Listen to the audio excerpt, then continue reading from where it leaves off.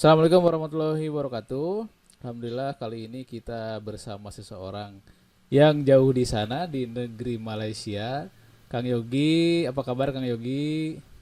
Alhamdulillah, Ya, baik-baik Kang.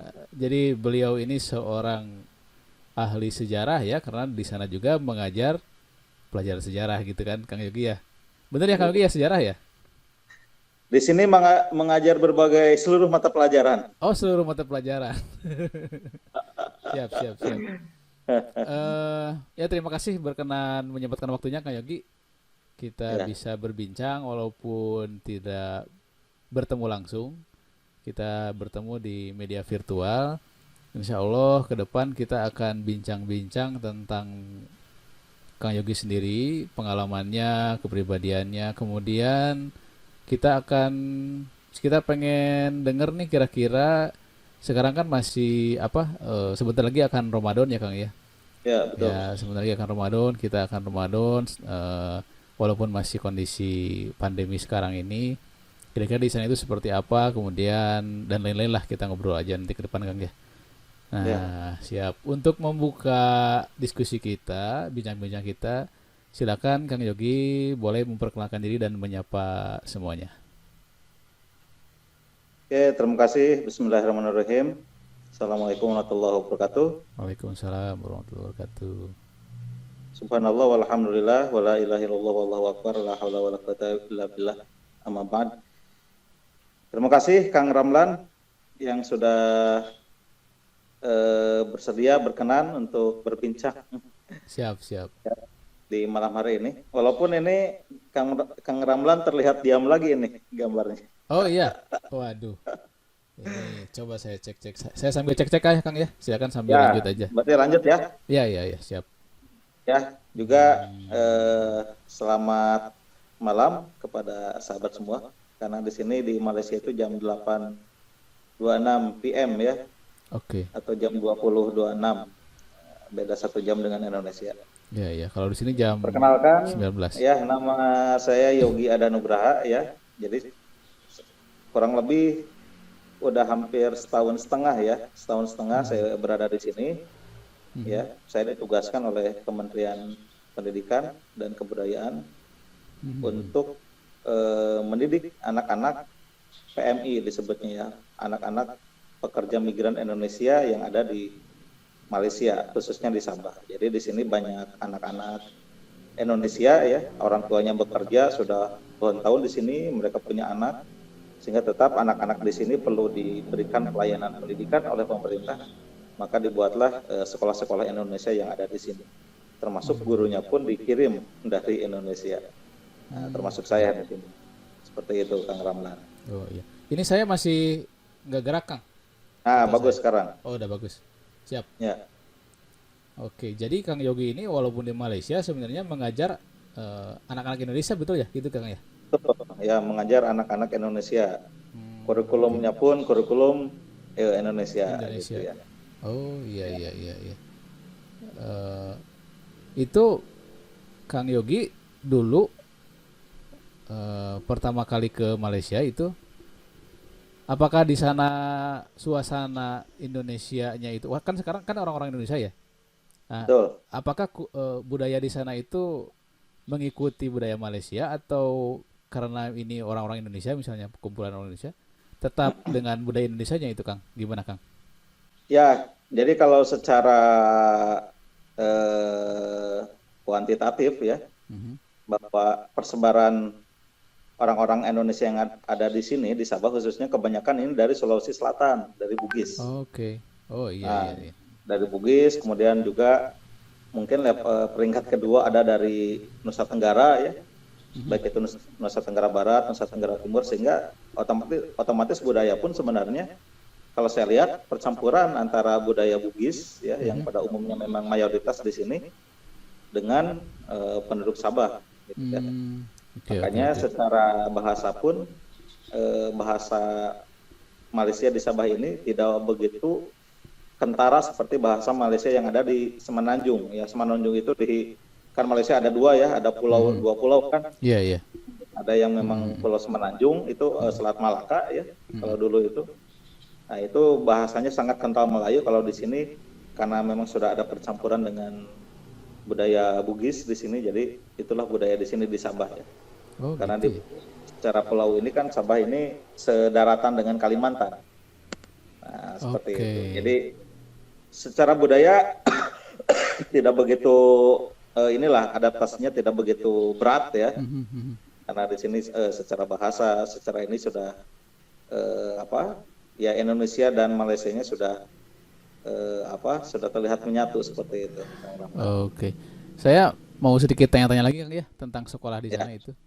siap. Eh tapi kalau misalnya warga Indonesia pengen sekolah di Malaysia itu bisa atau harus di sekolah milik Indonesia? Sekolah Malaysia, anak Malaysia, Anak Malaysia ke sekolah Indonesia atau sebaliknya misalnya gitu. ya kalau anak Indonesia ke sekolah Malaysia ini Mhm. tidak bisa. Oh, tidak bisa. Makanya Mhm. kemudian pemerintah Indonesia mendirikan sekolah Indonesia. Ya, Oke. karena tidak bisa orang Indonesia, anak Indonesia yang statusnya warga negara Indonesia ini bersekolah Di Malaysia, di sekolah di Malaysia sekolah ya. Di Malaysia. sini dikenal dengan SK ya, Sekolah Kebangsaan Malaysia seperti itu. Jadi makanya di sini banyak sekali ya sekolah-sekolah Indonesia.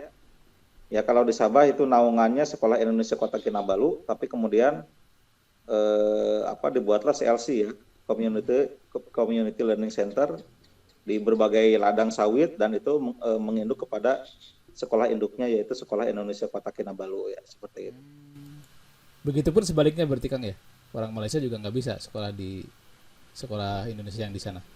Iya kan kalau sekolah anak Malaysia sekolah di Indonesia nanti ijazahnya gimana? Oh, gitu. Bukan Oke, oke, oke, oke. Ar- seperti itu. artinya Jadi di yang sini juga sebenarnya yang sekolah di sekolah Indonesia juga banyak warga negara Filipina oh, ya ikut di sekolah kami di sekolah Indonesia, tapi kemudian kalau yang dari anak Filipina itu tidak diberikan ijazah. Jadi nanti jadi ya, mereka ya, ya. hanya sebatas belajar saja, belajar baca, tulis gitu kan, belajar ilmu pengetahuan. Nah, setelah mereka masuk kelas 6 atau kelas 9 ya kalau SMP ya itu nanti diberi sertifikat saja, tidak diberi ijazah. Bahkan kalau di sekolah kita dikenal dengan Dapodik ya. Ya, tuh kalau di Nah, Indonesia. warga negara Filipina ini tidak masuk ke Dapodik. Dapodik. Karena itu Oh, khusus warga negara Indonesia yang masuk Dapodik, kemudian nanti diberi ijazah resmi ya, dari pemerintah Indonesia seperti itu. oke, oke. Dari negara lain yang seperti Indonesia ada nggak yang punya sekolah sendiri gitu di Malaysia atau hanya Nah, Indonesia? kalau saya lihat ini walaupun di sini banyak warga negara Filipina ya, tapi pemerintah Filipina tidak seperti pemerintah Indonesia. Oke. Ya, jadi tidak ada sekolah resmi sekolah Filipina gitu.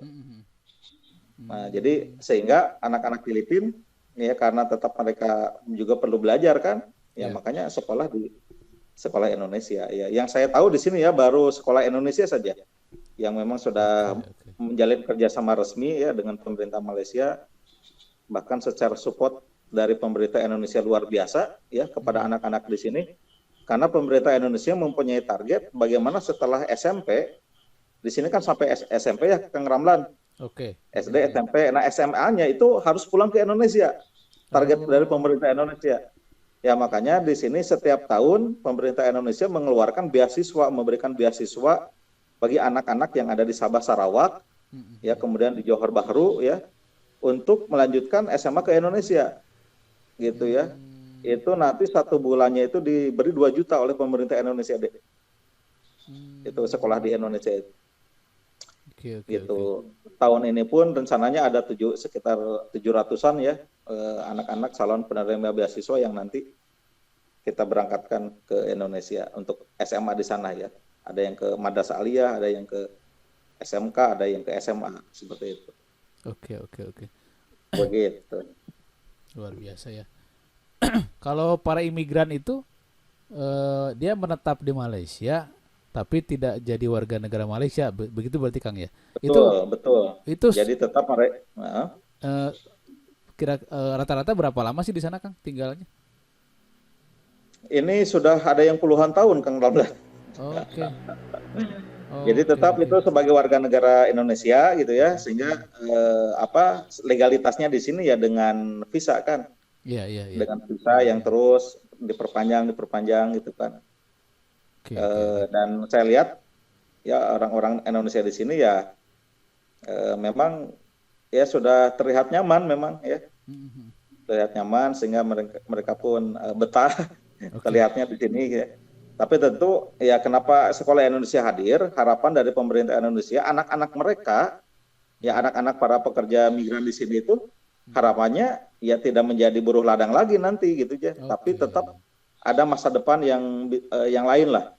Ya ada profesi yang lain yang tentu kalau bicara profesi yang saat ini salah satu opsinya yang memang dengan sekolah kan. Mhm. Makanya pemerintah Indonesia begitu luar biasa dukungannya supaya anak-anak yang ada di sini bisa terus melanjutkan pendidikan ke level jenjang selanjutnya sampai ke perguruan tinggi ya. Itu sampai diberikan beasiswa yang saya lihat di Indonesia tidak ada seperti ini ya.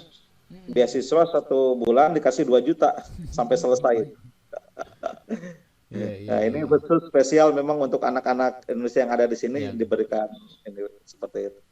iya, iya. Tapi artinya kan apa ya? Perjuangan mereka lebih lebih lebih besar lagi ya. Karena Betul, betul. iya biasa di sana mungkin gitu ya harus harus ke Indonesia dan seterusnya. Ya, nanti ke Indonesia juga kan mereka jauh dari orang tuanya di Iya, sini betul. kan. Maka ke Indonesia itu dipilihlah sekolah-sekolah mitra yang memang sekolahnya ada pesantrennya Boarding berarti ya. gitu. Ya, jadi mereka tinggal di sekolah di pesantren, di boarding gitu. Oke. Boarding school. Wah, luar biasa ya. Cita-citanya seperti itu dan Kang Yogi memilih mengabdi di bagian itu pendidikan untuk teman-teman anak-anak Indonesia yang harus tinggal di sana gitu ya. Betul, Siap, betul. siap. Wah, mantap Kang Yogi nih. Nah, intinya kan ini apa? Allah yang memperjalankan ya, Pak Mm-mm. Ramlan. Iya, iya, iya, iya, iya. Allah yang memperjalankan ya perjalanan hidup saya akhirnya harus datang ke sini mendidik anak-anak di sini gitu ya. Mhm. Yang di sini tantangannya besar, Kang. Mhm. Ya, tantangan yang besarnya itu justru ya kalau tidak ada sekolah Indonesia, ya apa sangat sulit diharapkan masa depan anak-anak di sini kalau tidak ada sekolah Indonesia. Kenapa ya? Karena orang tuanya fokus mengajar ya, suami istri mengajar ke ladang gitu kan. Anak-anak di rumah tidak ada yang menjaga dan sebagainya. Makanya dengan sekolah ini jadi solusi juga untuk pendidikan ya, pendidikan. Makanya di sini saya mencoba tidak hanya mendidik anaknya tapi mendidik orang tuanya ya. Oke, oke, oke.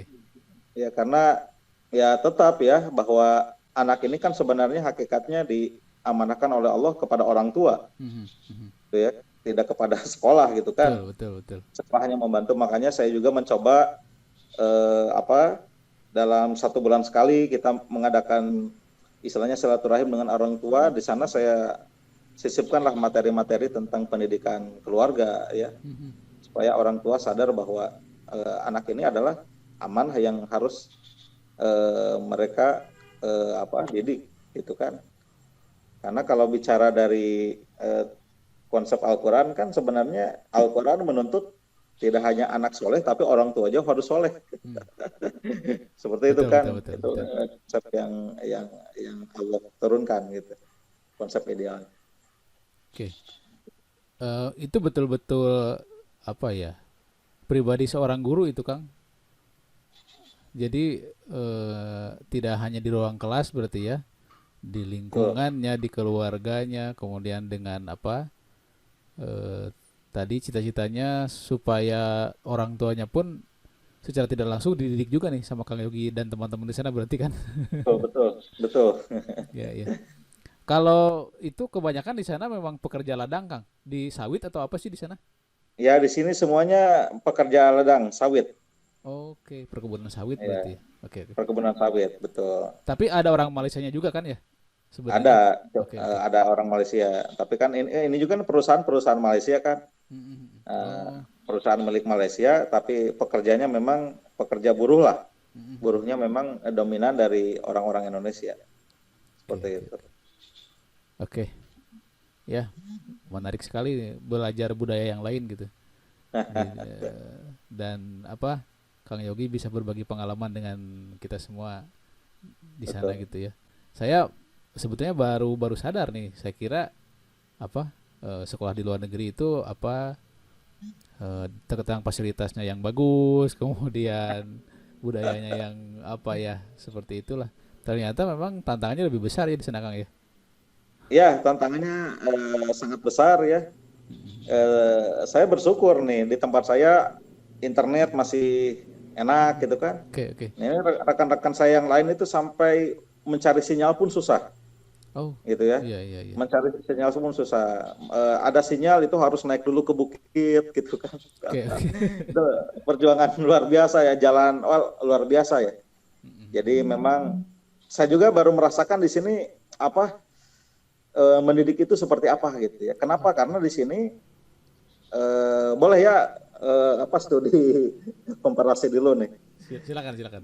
Ya kalau di Indonesia kan waktu saya di Indonesia cuma ngajar mata pelajaran saja kan sebagai guru Betul. mata pelajaran. Iya iya Datang ke iya. sekolah, pulang gitu kan dan di sini kan pertama mata pelajaran pun juga dikelola semuanya karena guru kan cuma 3 orang ya di tempat saya. Siswa itu 100 lebih SD SMP. Yang kemudian Wow. tidak hanya bicara mata pelajaran, tapi kita pun lebih memikirkan kondisi siswa, kondisi orang tua gitu ya. Karena ada suatu cita-cita saya dan rekan-rekan ini bagaimana siswa ini harus punya masa depan yang lebih baik gitu.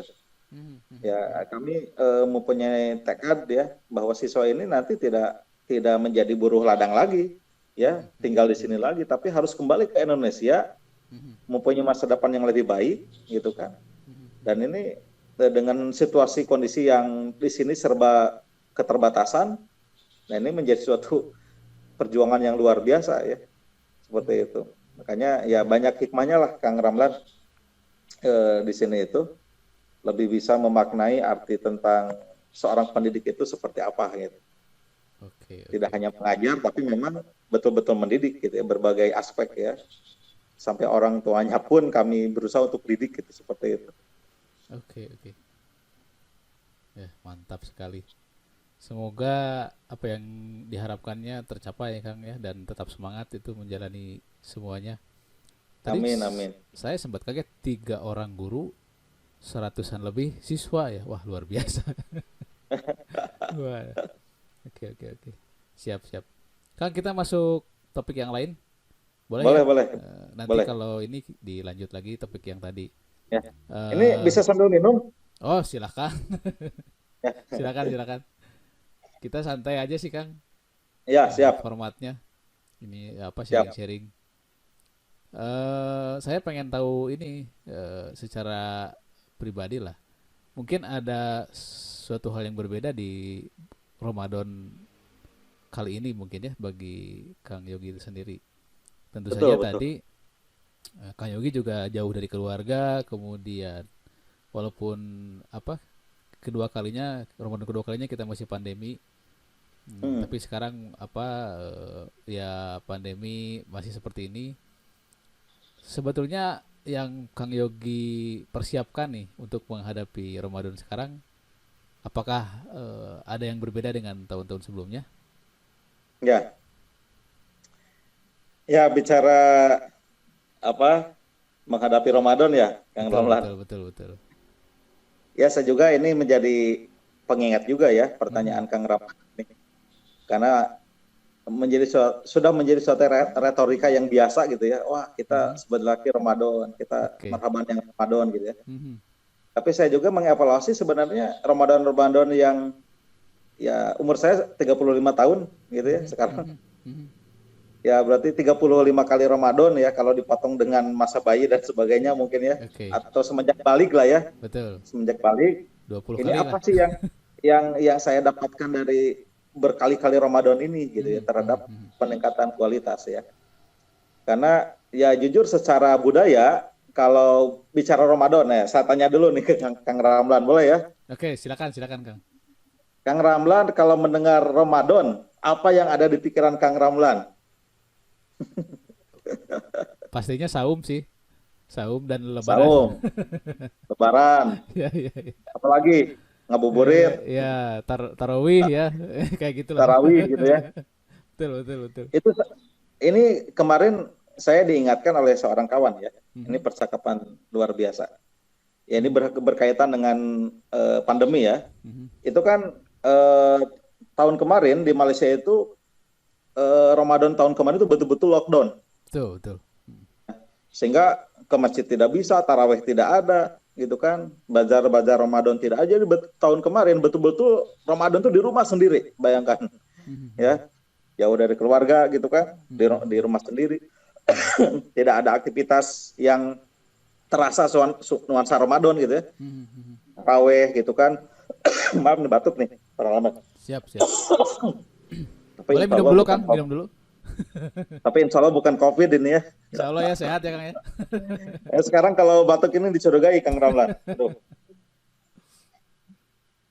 Sehingga di antara teman-teman juga di sini, aduh tahun kemarin tidak terasa ya bulan Ramadan gitu ya. Mhm, mhm, Eh, jadi Ramadan ini memang secara budaya dan saya juga merasakan lebih melihat aspek fisik gitu ya, mhm. aspek nuansa fisik gitu. Ngabuburitnya, kalau di Indonesia ada ngabuburit, di sini tidak ada ngabuburit, contoh gitu ya. Di Indonesia, kalau di Cianjur ada Papajar, Kang. Di Cianjur ada papajar, di sini tidak ada papajar gitu ya, sehingga Ramadannya tidak terasa gitu ya. Mhm, mhm. Nah memang kalau dalam sudut pandang budaya seperti itu gitu ya. Tapi kemarin diskusi juga dengan teman, diingatkan ya bahwa kita sebagai orang beriman tentunya kan tidak hanya melihat dalam aspek budaya ya, Betul. melihat Ramadan itu ya. Tapi kalau kita lihat memang aspek Allah itu berkata mengenai Ramadan seperti apa gitu. Mhm, mhm. Ternyata kalau saya lihat ini dalam Al-Qur'an yang isinya berapa ayat Kang Ramlan? 6.000 sekian ayat pokoknya, Pak. 6.000 sekian ayat pokoknya. Iya. Itu ternyata kata Ramadan itu hanya tersimpan dalam satu ayat Al-Quran. Itu luar biasa. Betul, betul, betul. Ya, kalau bicara akhirat, bicara takwa itu sudah, wah, udah banyak sekali kan. Mhm, mhm. Tapi bicara Ramadan itu hanya tersimpan dalam satu ayat saja gitu ya, yaitu Al-Baqarah ayat 185 ya. 85, ya. Ya, di sana Allah berfirman, "A'udzubillahi minasyaitonirrajim. Sahru Ramadan allazi unzila fil Qur'an." Ya, hudalinas wa bayyinatin minal huda wal furqan. Mhm, mhm. Jadi ternyata Allah berkata Ramadan di sini bukan dalam aspek tadi ya, ngabuburit gitu ya, Mhm, atau apa buka puasa bersama dan sebagainya gitu ya. mhm. Tapi di sini Allah membuka tema Ramadan itu dengan bahwa di bulan Ramadan inilah bulan diturunkannya Al-Qur'an. Nah ini Hmm. gitu ya. Jadi di sini pembukaan tema Ramadan Allah membuka dengan bahwa yang spesial dari Ramadan ini sebenarnya adalah bulan Quran. diturunkannya Al-Qur'an. Dan Hmm. mungkin kita lupa dengan itu gitu ya. Mhm, mhm. Lupa dengan itu. Jadi melihat Ramadan itu hanya aspek budaya, tapi yang paling spesial sesungguhnya sebenarnya dari Ramadan ini bagaimana kita menjalin hubungan baik lagi kembali dengan Al-Qur'an. Karena memang ini yang sangat spesial di bulan Ramadan yang dicantumkan dalam Al-Baqarah 185 ini dengan Al-Qur'an. Makanya kalau kita lihat saya tahun kemarin di sini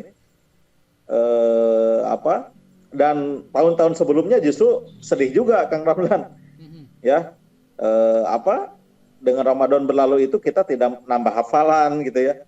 Ramadan Hmm. berlalu tidak menambah kedekatan kita dengan Al-Qur'an. Makanya mudah-mudahan di Ramadan kali ini betul-betul bisa dimanfaatkan waktu ini kita lebih mendekatkan diri kita dengan hubungan kita dengan Al-Qur'an gitu ya. Karena Ramadan itu adalah bulannya Al-Qur'an gitu ya. Sehingga ayat 180 Al-Baqarah 185 ini separuh isinya bercerita tentang Al-Qur'an ya. Fungsi Al-Qur'an sebagai hudalinas, petunjuk hidup bagi manusia gitu kan. Kemudian ada bukti-bukti yang jelas dalam petunjuk itu, kemudian sebagai pembeda.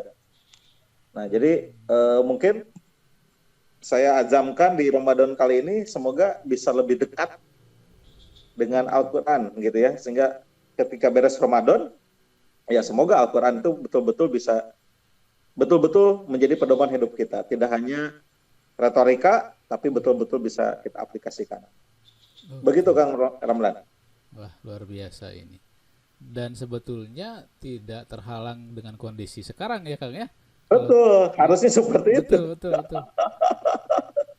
Kalau Apapun kondisinya sebenarnya justru ini, karena kalau bicara Ramadan bulan pelatihan ya, Kang Ramlan, Mhm, mhm.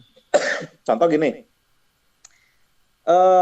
apapun sebenarnya profesi ya, apakah itu misalkan di militer ya, mau itu TNI misalkan ya, Mhm, polisi bahkan guru sekalipun gitu ya, itu mhm, kan senantiasa ada pelatihan menuju pada medan juang sesungguhnya gitu kan. mhm, mhm, mhm.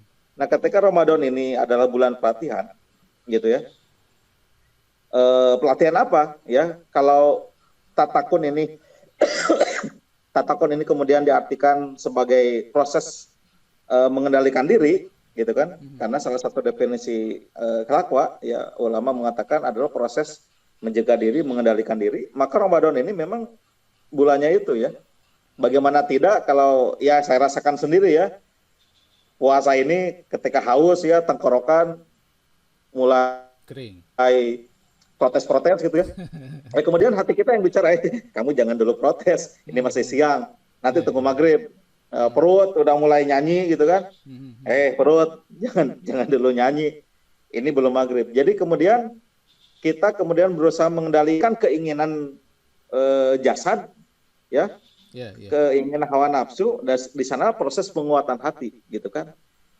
Nah makanya apa? Ya seperti pelatihan-pelatihan, ketika latihannya serius, maka ketika diterjunkan pada medan sebenarnya, insya Allah akan berhasil, gitu kan. Mhm, Tapi mhm. kalau latihannya tidak serius, pemain bola juga tidak akan dimainkan, Kang Ramlan. Kalau latihannya tidak serius ya, Mhm, mhm, mhm. ya makanya mungkin inilah cara Allah untuk betul-betul mengkualitaskan kita menuju pada tantangan yang lebih besar setelah Ramadan. Ya mudah-mudahan lah ya apapun kondisinya kita sikapi ini sebagai bentuk pendidikan yang Allah berikan, apalagi di kondisi COVID ya, Ya ya. COVID-19 ini ya, ya semoga ini justru menjadi Allah pasti yang mempunyai rencana terbaik ya. Mhm, mhm. Ya saya tidak bisa pulang. Ini berarti 2 kali Lebaran, 2 kali puasa ini saya tidak pulang. Belum satu kali lagi Bang Toyib. Nah, ya, satu kali lagi Bang Toyib. Itu kan kalau melihat aspek budaya seperti itu ya. Betul betul Lebaran betul. itu kumpul, Mhm, mhm, buka mhm. puasa kumpul gitu kan. Mhm, mhm. Tapi ya mudah-mudahan ini cara Allah untuk ya yang mendidik diri kita gitu ya. Bagaimana Oke. tadi yang paling utama kita isi Ramadan nanti itu dengan betul-betul kita menjalin hubungan yang lebih dekat dengan Al-Quran ya, karena Mhm. bicara Ramadan Allah bicara masalah Al-Quran di sini. Oke. Seperti itu. Ini penting sih Kang. Artinya kalau kita tahu inti Ramadan itu Quran, tidak akan kita merasa ada yang kurang, merasa sepi dan lain-lain. Walaupun ternyata tadi Betul betul betul apa kita aktivitas yang lain-lainnya sedikit dikurangi gitu ya Kang ya. betul. Malah Ya, bisa lebih fokus mungkin ya. karena gini Kang Ramlan, ini mungkin agak panjang juga ini. Iya iya siap Kang lah. Karena saya tuh tertarik masalah sejarah ya, Mhm, mhm. tertarik masalah sejarah karena bicara masalah ayat-ayat puasa yang senantiasa disampaikan ini juga tidak bisa lepas dari sejarah. Mhm. Kenapa saya bilang tidak bisa lepas dari sejarah? Karena kalau bicara Al-Baqarah ayat 183-nya kan bahwa puasa ini diwajibkan juga terhadap orang-orang terdahulu ya. Terdahulu iya yang Ya, sebelum kamu gitu ya. nama kutiba ala ladzina min qablikum Qablikum. kan bahwa puasa ini juga diwajibkan atas orang-orang terdahulu. Yang jadi pertanyaan, siapa orang-orang terdahulu itu? Mhm, Gitu kan? mhm. Nah, kalau saya lihat dari konteks sejarah ya, saya tidak membahas apa tafsir ya, tapi Iya. mungkin sudut pandang sejarah ya. Kalau kita lihat dari Al-Baqarah memang penuh dengan rangkaian sejarah ini. Mhm, mhm. Ya, jadi kalau kita lihat Al-Baqarah, ayat-ayat Al-Baqarah sebelum ayat 183 ini kan, ini menceritakan bagaimana kemudian Allah memilih Bani Israel sebagai bangsa yang terpilih, gitu kan? Mhm, Tapi mhm. kemudian Allah mencabut lagi Bani Israel sebagai bangsa yang terpilih, gitu kan? Seperti Mhm. itu, sehingga ketika Allah mengutus Nabi Muhammad, kan dalam konteks sejarah sebenarnya orang-orang Bani Israel Yahudi itu tahu bahwa Nabi Muhammad itu akan diutus kan, seperti itu kan. Bahkan dalam ayat Al-Baqarah itu bahwa mereka sangat mengenal Nabi Muhammad lebih dari mengenal anaknya sendiri. Tapi permasalahannya kan ego orang-orang Yahudi menolak kerasulan Nabi Muhammad karena bukan tidak percaya adanya Rasul, tapi mereka tidak menerima bahwa itu berasal dari bangsa Arab. Ya, karena mereka masih merasa mereka lah bangsa yang terpilih. Gitu kan? Ya, makanya kan Allah kemudian patahkan itu dengan membahas Nabi Ibrahim. Karena bicara Nabi Ibrahim, berarti Nabi Ibrahim itu sebenarnya nabi yang bisa menghubungkan antara bangsa Arab dengan orang Bani Israel, Yahudi kan. Karena Yahudi kan dari keturunan Ishak, bangsa Arab dari keturunan Ismail. Siapa bapaknya? Ya sama, Ibrahim. Makanya di sana di dalam Al-Baqarah itu juga dijelaskan bagaimana Nabi Ibrahim membangun kiblat gitu kan, Ka'bah. Sampai kemudian di dalam Al-Baqarah pun ada bercerita sejarah tentang pemindahan arah kiblat. Itu kan bagaimana Allah itu ingin memutus keegoan Bani Israel ya. Karena Bani Israel merasa masih sombong, lihat umat Islam juga sholat ke arah yang sama dengan saya gitu kan. Maka Allah ingin betul-betul dibedakan oleh Allah ya. Maka pemindahan kiblat pun kemudian diarah dari Masjid Al-Aqsa kepada Ka'bah di Mekah gitu kan. Sehingga kalau lihat dari konteksnya bahwa Allah itu ingin membedakan antara ibadahnya Yahudi dengan orang-orang Islam, gitu ya. Karena kalau bicara bahkan Ramadan pun, puasa pun itu beda, ya. Kalau saya baca dari kitab-kitab tafsir, puasanya orang-orang Yahudi itu kan hanya 10 hari saja kan, tidak lebih dari 10 hari, gitu kan. Nah, kalau di ayat 185-nya dijelaskan bahwa khusus untuk umat Islam, umat Nabi Muhammad ini digenapkan kan 30 hari. Nah, artinya di satu sisi Allah membedakan ya ibadah umat Yahudi dengan umat Islam sampai arah kiblat dibedakan, gitu kan. Tapi di satu sisi puasa itu sama, orang Yahudi puasa, kaum Nabi Muhammad pun di sini puasa. Nah, jadi apa yang membedakan? Yang membedakan kalau saya lihat adalah orang-orang Yahudi puasa, tapi mereka tidak mendapatkan nilai ketakwaan. Kalau saya lihat, ya, sehingga mereka yang asalnya menjadi bangsa terpilih kemudian dicabut oleh Allah, bahkan ini menjadi bangsa yang diceritakan ini diazab dan sebagainya kan dalam Al-Quran. Jadi kalau dalam konteks sejarah bahwa puasa ini syariat-syariat yang sudah ada di zaman-zaman sebelum Nabi Muhammad, tapi kemudian kalau bicara konteks Bani Israel khususnya Yahudi, mereka tidak memanfaatkan nilai-nilai puasa itu untuk mencapai nilai ketakwaan gitu. Nah, makanya kalau kita sama ya, puasa ini justru tidak meraih nilai-nilai ketakwaan gitu kan. Ya apa bedanya kita dengan konteks umat-umat terdahulu seperti itu. Kalau saya memaknainya seperti itu gitu kan. Oke. Ada 2 kata kunci yang saya tangkap. Maaf nih, saya lagi batuk ya Kang Almas. Siap Kang. Berarti tadi kuncinya itu takwa dan Quran berarti ya. Karena kalau menahan lapar dan hausnya mereka juga melakukan itu berarti ya.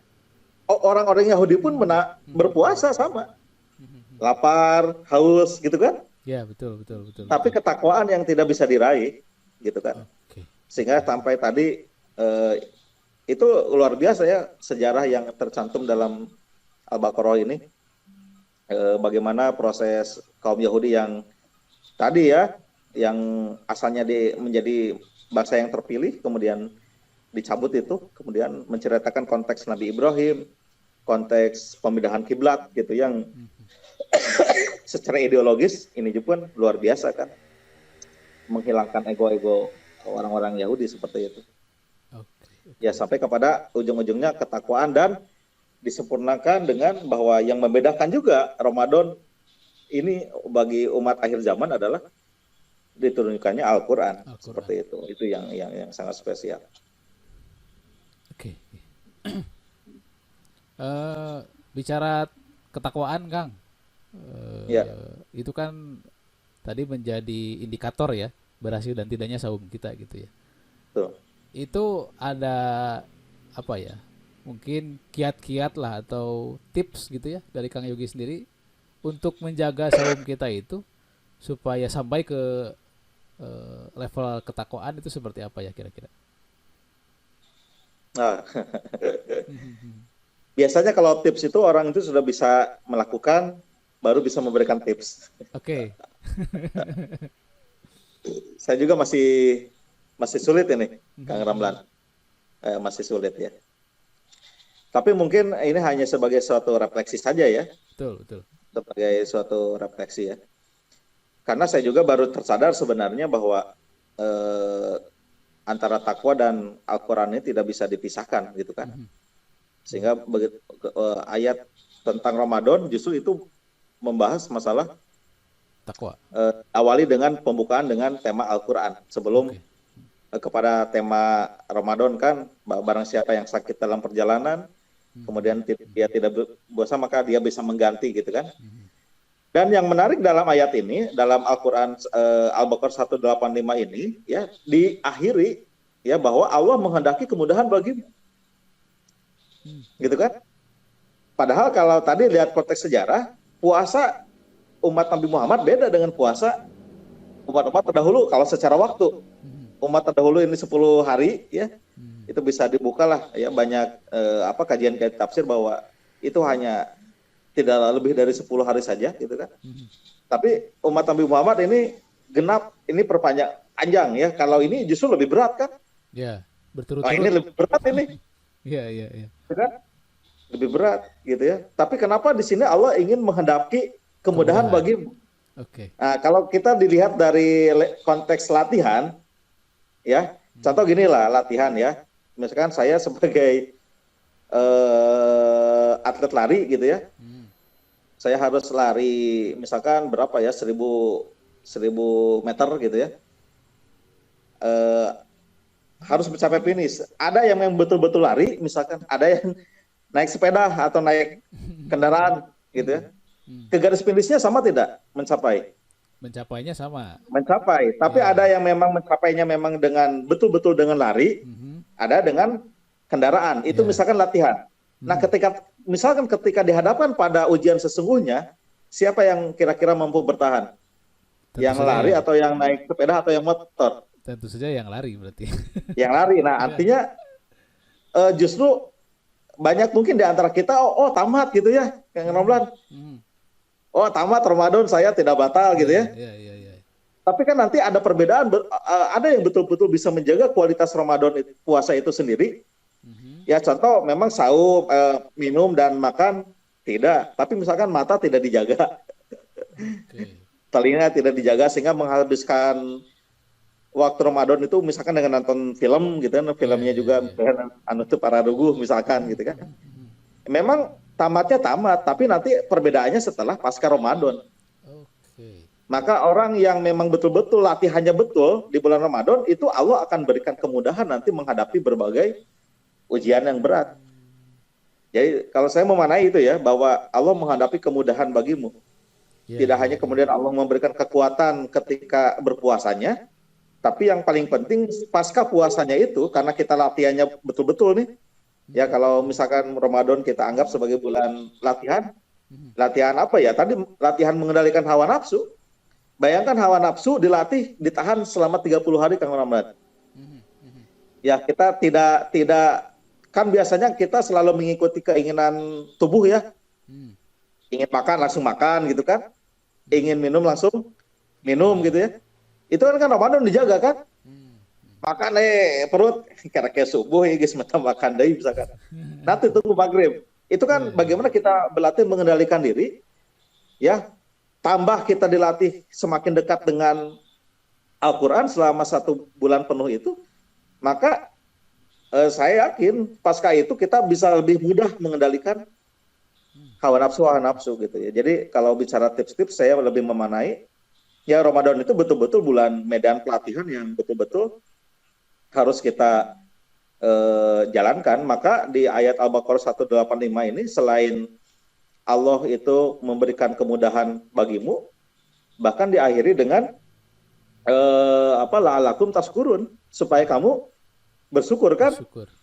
Bersyukur tentang apa? Kalau lihat pada pembukaan ayat ini bahwa syahrul Ramadan alladzi unzila fil Quran, ya, maka konteks bersyukurnya terhadap bahwa kita bersyukur sudah diberikan suatu petunjuk agung.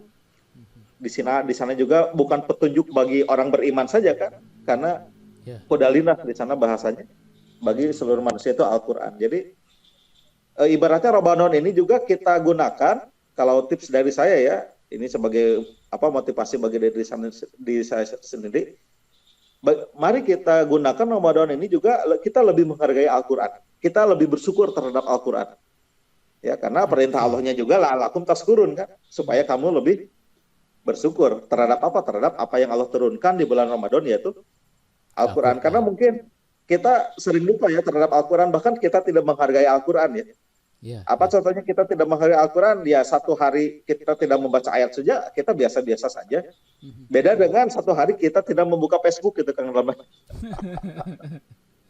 Jadi kita lebih menghargai medsos misalkan daripada Al-Quran. Nah, mudah-mudahan di Ramadan ini sebagai bulannya Al-Quran, ya kita bisa lebih menghargai Al-Quran, bisa lebih dekat. Ya sungguh sangat rugi ya kalau kita nanti melewati Ramadan ini tanpa nambah hafalan gitu ya, hafalan Quran, tanpa menambah tadarus dan sebagainya gitu. Begitu Kang Rama. Oke. Ya, saya sendiri sih lebih cenderungnya ke saumnya kan, tadi ketika ditanya itu. Ternyata di Qur'annya ini yang sering kelupaan itu Kang ya. Betul. Dan juga mungkin tidak hanya di sisi membaca Qur'annya gitu ya, karena kalau membaca Qur'annya biasanya emang lebih ramai itu kalau Ramadan gitu ya. Tapi ternyata tadi ada fungsi-fungsi juga yang Kang Yogi ceritakan ya, fungsi-fungsi Qur'an tadi di awal itu. Ya. Kemudian untuk tadi takwa itu nanti akan kelihatannya di setelah Ramadan berarti gitu ya, Kang? Yang pengetahuan yang saya ketahui gitu ya, pengetahuan saya yang terbatas. Karena kan bicara target ya la'alakum tatakun itu kan berarti kita harus menghabiskan dulu bulan Ramadan kan. Betul. Kita targetnya takwa. Nah, maka itu bisa diuji setelah Ramadan. Bulan Ramadan itu akan menjadi ujian seperti itu. Oke, luar biasa. Terus terang saya jarang mendapati Kang kajian Ramadan di sisi sejarah sih sebenarnya. Kalau tadi Kang Yogi bahas kan, ya saya kenalnya kan Kang Yogi guru sejarah ya, dan ternyata seperti itu. Bahkan tadi saya kaget juga ada tidak hanya umat-umat sekarang yang saum gitu, ternyata umat-umat sebelumnya juga saum tapi tidak berhasil gitu ya. Semoga kita tidak mengulangi kondisi begitu berarti. Mau tidak ya, kalau kita lihat kasus Bani Israel ya yang Allah ceritakan dalam surat Al-Baqarah ini ya. Peristiwa-peristiwa yang dialami oleh Bani Israel ya sebelum Al-Baqarah 185 ini Allah banyak menceritakan itu seperti itu. Oke. Kang Yogi, ini saya mau ini sih mau sedikit bertanya masalah kepribadian lah. Kepribadian gue. Bagaimana cara menghadapi kondisi ini kan Kang Yogi istilahnya di negeri orang gitu ya, di luar negeri, kemudian adaptasinya pun pasti akan berbeda gitu ya. Juga ditambah harus Ramadan juga nih, tadi yang dibilang Kang Yogi latihannya harus ekstra gitu ya. Nah itu pasti kan ada naik turun ya, ada naik turun menghadapi kondisi begitu. Nah Kang Yogi sendiri bagaimana cara supaya tetap semangat dan spiritnya tidak berbeda gitu, dengan misalnya berkumpul bersama keluarga, ternyata di sana Kang Yogi sendiri ini saya pengen menggali ini karena saudara-saudara kita juga kan banyak yang kondisinya seperti itu gitu ya. Dan betul biasanya betul. kalau jauh dari lingkungan yang nyaman itu luar biasa tantangannya gitu ya. Nah ini saya pengen pengen pengen apa ya, minta pengalaman kayak gini agar teman-teman yang kondisinya juga sama begini dia bisa mengambil pelajaran mungkin gitu Kang Yogi. Kalau boleh saya tanya gitu. Ya, luar biasa ini pertanyaannya. Ya memang kalau secara sepintas gitu ya, Hmm, memang kondisi ini sangat berat ya. betul betul. Ya jauh dari keluarga gitu kan, terus dari rekan-rekan ya. Betul. Biasa ngopi ngariung gitu. Nah gitu kan. Di sini ya ngopi juga sendiri gitu dan Hmm, sebagainya. Ya memang ada fase-fase kita jenuh gitu ya, fase-fase jenuh, kemudian pengen pulang gitu kan. ya betul betul. Itu sering dialami sama saya juga gitu ya. Hmm, Tetapi kemudian kita berpikir lagi ya bahwa tentu dalam hidup ini kita punya target ya, Kang Ramlan. betul. Kita hidup punya target, kita punya visi, kita punya misi gitu ya. Ya, itu yang saya ya rasakan gitu, yang menjadi penyemangat saya kembali bahwa Hmm, saya kesini itu bukan untuk tidur gitu kan. betul. Saya jauh-jauh ke sini bukan untuk main, saya Hmm, jauh-jauh ke sini bukan untuk galau gitu ya. hmm, Tapi saya jauh-jauh ke sini mengorbankan ya jauh dari keluarga dan sebagainya, tentu punya visi, punya misi, punya target gitu ya. hmm, hmm. Nah, itu yang kemudian yang sering saya lakukan itu ingat itu ya, Oke. ingat siapa saya, apa tujuan saya, ya apa tugas saya, ya khusus saya kenapa saya ke sini gitu kan. Hmm, hmm. Karena tentu saya ke sini kan sebuah pilihan Betul betul. gitu kan. Sebuah pilihan, makanya kan dalam setiap pilihan pasti ada konsekuensi gitu kan. Ya. Dalam pilihan ada suatu konsekuensi, ada suatu akibat gitu kan. Hmm, hmm, Ya kalau bicara jenuh ya salah siapa saya milih ke hmm, sini gitu kan. hmm, hmm, Makanya eh, ya hadapi, ingat pada target gitu kan. Dan memang yang saya alami di sini apalagi di masa lockdown ya, betul. itu ketika home learning ya sekarang alhamdulillah kalau di sini kan sudah bisa masuk sekolah Oh ya. sudah bisa tatap muka. Ya, itu udah dari tanggal 7 Maret ya, bulan Hmm, kemarin ini sudah bisa tatap muka untuk SD, hmm, untuk SMP baru hari ini. Karena hmm, kalau di Malaysia itu bertahap ya, SD dulu baru SMP. hmm, Nah, khususnya yang sebelumnya yang ketika masa lockdown gitu ya, betul-betul kita diam di rumah. hmm. Nah, maka saya teringat memang yang harus kita wanti-wanti itu justru waktu luang. Oke. Itu Hmm. yang apa itu saya lupa apakah itu hadis atau perkataan ulama ya, Kang Rahmat? Yang mana Kang? Yang justru yang dapat membunuhmu itu ya substansinya seperti itulah. Hmm, hmm, hmm. Ketika waktu luang kemudian itu disia-siakan gitu ya. Oke. Nah, Hmm, saya lupa lagi nantilah bisa dikoreksi, tapi yang saya rasakan ketika ada waktu luang, kita tidak punya target di hari itu, tidak menyembuhkan diri dengan hal yang positif di waktu itu, itulah sebenarnya biasanya muncul kejenuhan, bahkan godaan-godaan terhadap hal yang negatif itu banyak, hmm, Karmelan, hmm, hmm. gitu ya.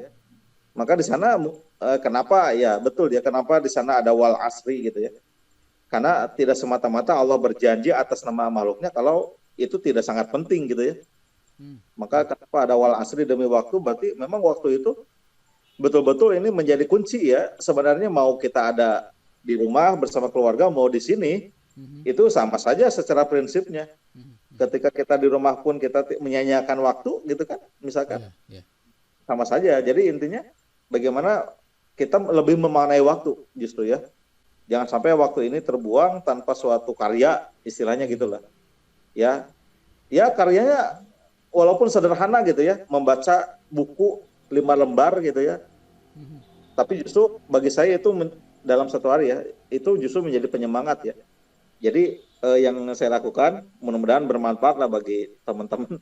Hmm, Ingat visi, ingat misi gitu hmm, ya.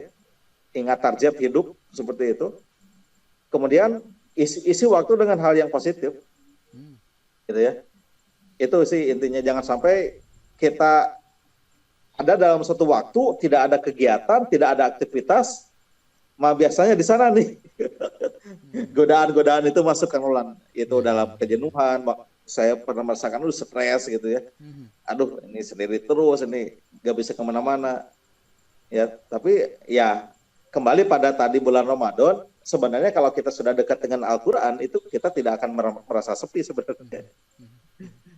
Gitu ya, Ya, ya, karena ya, ya. Al-Quran ini menjadi terus menjadi apa sahabat setia lah, setidaknya seperti itu. Selain jadi pedoman hidup, tapi jadi sahabat setia. Ya, kita Oke. jangan sampai ada satu waktu yang terisi dengan hal-hal yang justru di luar dari hal yang baik seperti itu.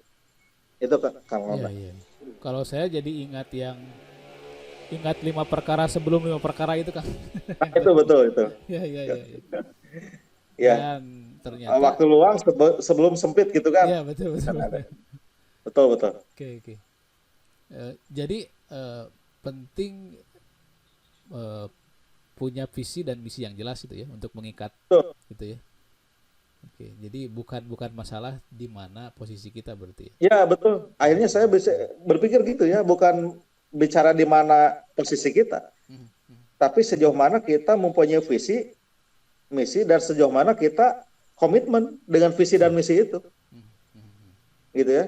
Ya, ya, ya. Karena sekalipun kita misalkan kumpul di keluarga, kalau kita gak punya visi dan misi, tetap ya kita juga Ya, ya, ya ya, ya. kacau gitu. Hmm, hmm, hmm, hmm. Waktu-waktu kita apa tidak termanage dan sebagainya gitu ya, sehingga justru pada pendidikan anak tidak jalan. Hmm, Ya saya juga di sini, alhamdulillah Kang Ramlan, justru dengan jarak jauh ini saya lebih apa mempelajari lagi gitu ya, bagaimana sih tugas seorang ayah hmm. mendidik anaknya ketika jauh.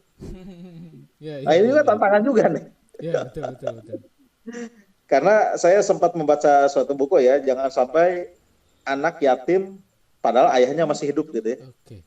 Wah, menarik, Artinya menarik, menarik. karena ya tidak terasa apa pendidikan ayahnya, anak seperti yatim saja padahal Hmm, ayahnya masih hidup. hmm, hmm, hmm. Nah ini kan jadi tantangan juga bagi saya ya, walaupun saya tidak ada langsung secara fisik, Hmm, tapi saya selalu menyematkan Kang Ramlan setiap malam itu, minimalnya setiap malam lah ya, yang rutin itu gitu, saya bercerita dengan anak hmm, gitu ya. Alhamdulillah ya, anak saya jadi senang kisah juga. hmm, hmm, hmm. Ya, saya bercerita sejarah Nabi, sejarah sahabat gitu kan dengan anak gitu. Bahkan sewaktu-waktu itu Zoom meeting gitu dengan anak itu, tidak hanya Mhm, video call, mhm. karena ada materi yang ingin saya sampaikan. Ya, ya, ya, ya. Saya Zoom meeting gitu dengan anak anak saya itu. Jadi ya luar biasa gitu ya. Apa justru banyak hikmah juga ya. Ya saya juga lebih menghargai apa ya? Lebih menghargai kebersamaan dengan keluarga seperti itu. Mhm, mhm, Ketika mhm. jauh dengan keluarga justru bisa lebih menghargai kebersamaan dengan keluarga seperti itu. Wah, luar biasa. Ada muncul tema baru tadi tentang keluarga ternyata. Oh iya, Menarik tadi. Menarik tentang apa? Peran fungsi seorang ayah berarti ya. Tadi betul betul. ada di situ. Ya, ya. Insya Allah kapan-kapan kita bahas khusus itu, Kang. Ya, Siap, siap, siap, siap. apa pendidikan jarak jauh. Ya, Aduh. itu masalah baru sekaligus peluang baru ya sebenarnya tentang Betul. pendidikan jarak jauh itu. Ya, panjang sekali pembahasannya. Oke, oke, oke. Kang, ini pertanyaan inilah sesi terakhir lah. Saya pengen tanya Boleh, boleh. sedikit. Yang kerasa beda di Malaysia dan Indonesia itu yang Kang Yogi rasakan itu apa sih, Kang? Terasa beda apa ya? Atau sama saja mungkin? Tidak banyak ini sih, tidak banyak perbedaan kan. Bahasa juga cuma beberapa kosakata yang berbeda gitu ya. Oke. Alhamdulillah sih kalau dengan Malaysia ini karena memang kita satu rumpun gitu ya. Hmm. Bahasa pun Melayu ya tidak jauh beda. Jadi kalau secara aspek budaya, aspek makanan ini tidak hal-hal lain tidak jauh berbeda. Yang berbedanya jauh dari keluarga saja itu. Ya, ya, ya, ya. Itu Oke, saja oke, sih. oke, oke. Ya, ya, ya. Siap lah. Kang Yogi apa? Mudah-mudahan inspirasinya bisa diambil oleh banyak pihak nih. Cerita tadi dari mulai pengalamannya mengajar di Malaysia, kemudian tentang Ramadan seperti apa, kemudian secara pribadi bagaimana Kang Yogi terus konsisten gitu ya berbagi pengalaman agar senantiasa walaupun jarak jauh tantangannya besar tapi eh, tetap di jalan yang benar, tetap terikat dengan hal-hal positif gitu ya. Dan serta tadi juga ada sedikit pembahasan tentang keluarga gitu ya. Tuh. Ini sangat menginspirasi bagi saya khususnya sih Kang. Mudah-mudahan Kang Yogi tetap sehat dan Amin, amin. Mohon doanya. bisa lancar semua. Sami-sami Kang Ramlan juga. Siap, siap. Semoga sehat di sana bersama Ya, saudara-saudara di sana. amin, amin, amin. Kita tutup dengan closing statement dari Kang Yogi, pesan-pesan atau apapun lah untuk menutup sesi kali ini. Silakan Kang. Ya, eh, merefleksi ya. Pesan jadi refleksi sebenarnya. Ternyata dimanapun, kapanpun, apa yang bisa menjadi penyemangat itu tiada lain dan tiada bukan adalah Al-Quran. Semoga hidup kita tetap dekat ya Al-Quran. Al-Quran tidak hanya sebagai slogan saja, tapi betul-betul ini jadi pedoman hidup kita ya, yang tentu mudah-mudahan bisa kita implementasikan gitu ya. Dan mudah-mudahan Ramadan yang 1 minggu lagi ya, kalau Sebentar lagi gak kurang lebih. Ya. ya ini betul-betul ya kita sambut Ramadan itu bulannya Al-Quran. Ya, seperti itu. Itu mungkin dari saya. Oke. Kang Yogi, terima kasih banyak atas kesempatan ini. Sama-sama. Eh, apa namanya? Tetap semangat dengan segala macam tantangan di sana Kang Yogi. Ya, Kita saling mendoakan ya. kita Di saling sini, mendoakan. di sini juga sama. Mudah-mudahan pandemi ini cepat berlalu lah. Mudah-mudahan kita bisa Ya, amin. berinteraksi seperti Semoga biasa. tiasa tepang deh di Cianjur. Amin, insya Allah. Baiklah, sahabat semuanya, itu dia obrolan kita dengan Kang Yogi Adaha Nugraha, seorang pendidik yang luar biasa, mendedikasikan diri mengajar di jauh di seberang sana, negeri orang, tapi tetap mengajar dan mendidik anak-anak Indonesia dengan harapan agar anak-anak Indonesia walaupun jauh di tempat orang tetap bisa mendapatkan pendidikan yang layak, juga bisa mendapatkan masa depan yang lebih cerah gitu ya. Semoga semua yang dilakukan Kang Yogi menjadi amal ibadah bagi beliau. Amin, amin. Itu dia kesempatan bincang-bincang kita. Terima kasih banyak atas perhatian semuanya. Kita tutup dengan subhanakallahumma wa bihamdika asyhadu alla ilaha illa anta astaghfiruka wa atubu ilaik. Assalamualaikum warahmatullahi wabarakatuh. Waalaikumsalam warahmatullahi wabarakatuh.